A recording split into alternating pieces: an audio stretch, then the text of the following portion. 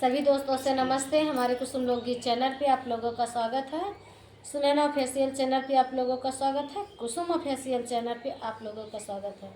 तीनों चैनल पे हाथ जोड़ के विनती है कि भारी से भारी संख्या में लाइक सब्सक्राइब कमेंट विजयी जरूर बनाएगी दोस्तों। और देखिए बहुत प्यारा है देवी मैया के गीत। आज देवी माई के गीत सुनावे चलत है ताकि हमारे बच्चे का देवी मैया निकली देवी है माई आई हैं और उसी के माध्यम से हम लोग देवी मैया के पचरा गीत सुनाने चले हैं। गीत अच्छे लगे लाइक सब्सक्राइब करिए, कमेंट में बताइए, कमेंट करिए जरूर कि गीत कैसे लगी।